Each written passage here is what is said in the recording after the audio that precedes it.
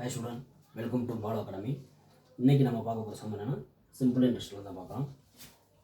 ஒரு அசலானது 4 ஆண்டுகளில் 2 மடங்கு ஆகிறது எனில் வட்டி வீதத்தை காண்க அப்படின்னு கொடுத்துருக்காங்க. இங்கே நம்ம கொடுத்துருக்க டேம் என்னென்னு எடுத்துருவோம். ஒரு அசலானது 4 ஆண்டுகளில் 2 மடங்கு ஆகுது. சரிங்களா? நம்மளுக்கு அசல் பி நம்மளுக்கு கொடுக்காதனால நம்ம 100ன்னு எடுத்துக்கலாம். சரிங்களா? எண் வந்து 4 வருஷம் கொடுத்துருக்காங்க.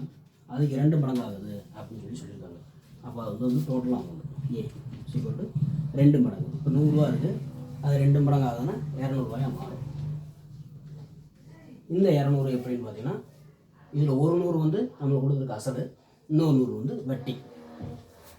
ஏக்கு ஒரு ஃபார்முலா இருக்குது, பி ப்ளஸ் எஸ்ஐ.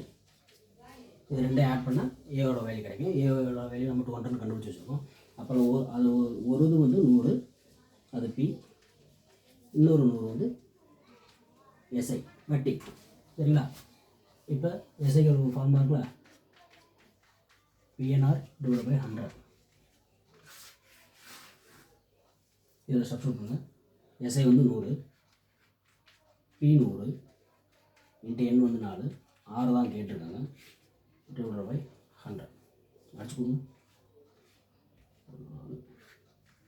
25. இப்போ ஆர்ஸ் ஈக்குவல் டு 25%. Thank you.